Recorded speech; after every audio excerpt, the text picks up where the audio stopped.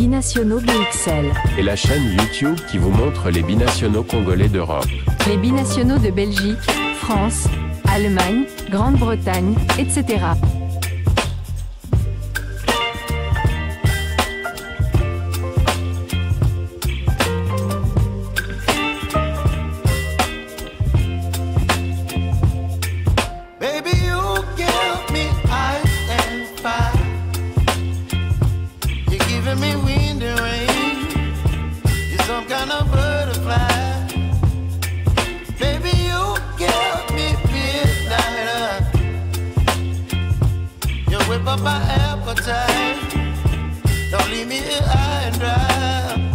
Binationaux BXL vous dit bonjour, nous sommes le mardi 27 mai 2025 et à la livraison de ce jour, nous allons parler mercato et nous allons nous rendre du côté de la botte d'Italie.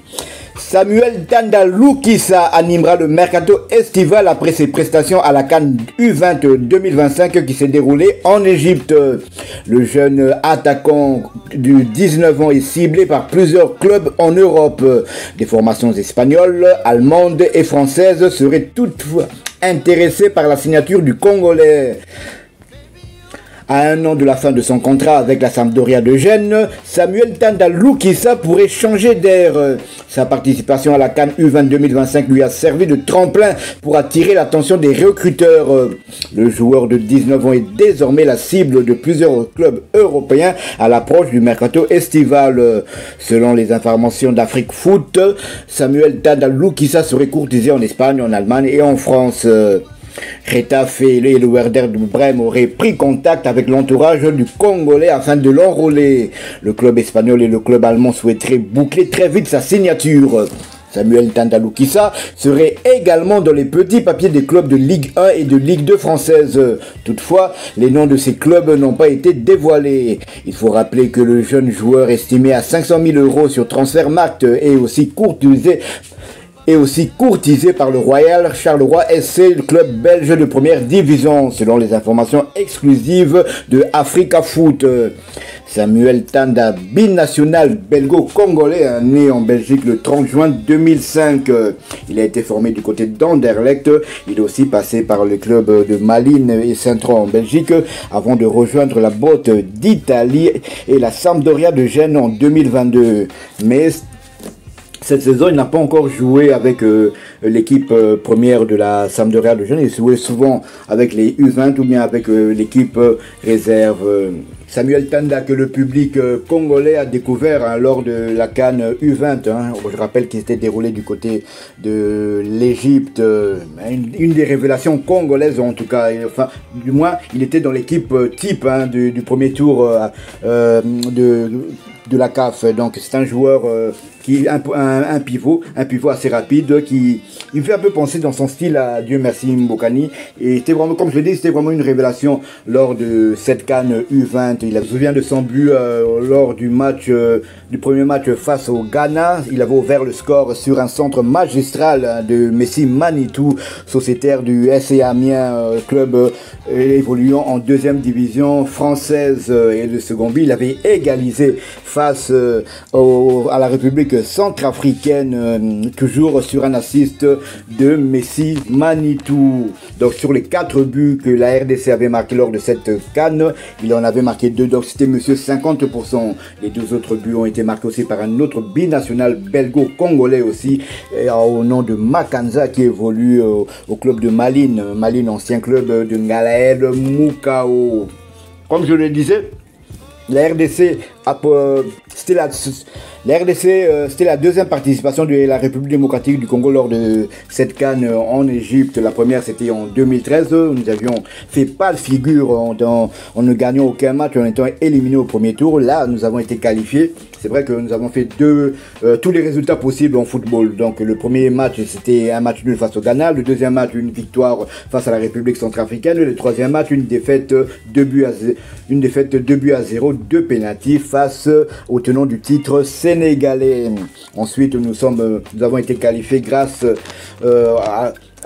Nous avons été qualifiés en étant l'une des deux meilleures équipes qui a terminé troisième de cette poule, et en quart de finale nous sommes tombés face à l'Afrique du Sud. L'Afrique du Sud qui gagnera le tournoi quand même quelques jours plus tard. Donc c'était pour dire que les Léopards sont passés très peu d'une qualification pour la Coupe du Monde, qui se déroulera du côté du Chili, le pays d'Alexis Sanchez, au mois de septembre prochain.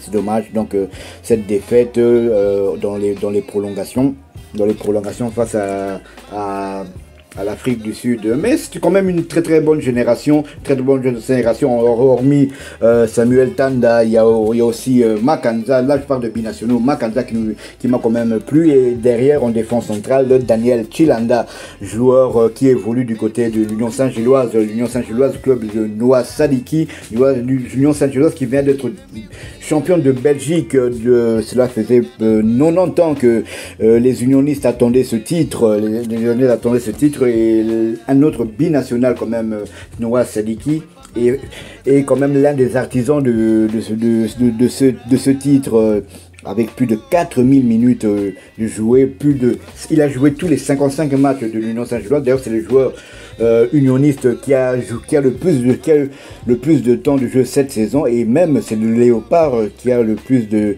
temps de jeu. Donc Samuel Tanda faisait aussi partie de la génération avec les Ngalael Moukau, les Metinho et les Noah Sadiki. Donc on se souvient des matchs amicaux en septembre et octobre 2023 avec un stage du côté de Rotterdam face au club de Spartak Rotterdam, et un stage du côté de la Tunisie. Il faisait partie de cette génération-là. Il y avait aussi le gardien Ryan Toutou, qui était titulaire lors de la CAN U20. Donc c'est quand même un ancien. Donc c'est un peu pour ça que Guy Bougassar lui avait donné le brassard de capitaine. Mais dans cette sélection U20, on pouvait aussi déplorer malheureusement l'absence du buteur Axel Kayumbo, qui évolue du côté du club suisse du stade Lausanne Ouchy, qui évolue en deuxième division suisse, mais le joueur appartenait au FC Bâle, mais le FC Bâle vient de le vendre en Autriche, je pense. En tout cas, on reviendra peut-être dans les prochaines éditions pour vous donner un peu plus de renseignements. C'est un très bon joueur qui nous a quand même manqué, et on espère que ces joueurs-là on espère que ces joueurs vont confirmer au haut niveau quand même, pourquoi pas, pour prétendre peut-être dans les années futures à une place chez les Léopards A. Voilà ce qu'on pouvait dire au sujet de Samuel Tanda. Donc je le répète, Samuel Tanda, joueur Léopard U20 qui évolue du côté de la Sampdoria de Gênes, et courtisé grâce notamment à ses belles prestations lors de la dernière CAN en Égypte, où il avait marqué deux buts. Donc il est sollicité du côté de l'Allemagne dans le club de Werder de Brême. Il est sollicité en Espagne du côté de Getafe. Il y a aussi des clubs de Ligue 1 et de Ligue 2, mais dont on ne connaît pas encore les noms. Et il est aussi sollicité dans son pays de naissance, la Belgique, du côté du Royal Sporting Club de Charleroi. Si vous avez aimé cette livraison, laissez-nous un maximum de likes, abonnez-vous pour ceux qui ne le sont pas encore, et dès que ce sera fait, activez la petite cloche de notification afin de ne plus rien manquer de nos prochaines éditions. Binationaux BXL vous dit à bientôt. Binationaux BXL. Et la chaîne YouTube qui vous montre les binationaux congolais d'Europe. Les binationaux de Belgique, France, Allemagne, Grande-Bretagne, etc.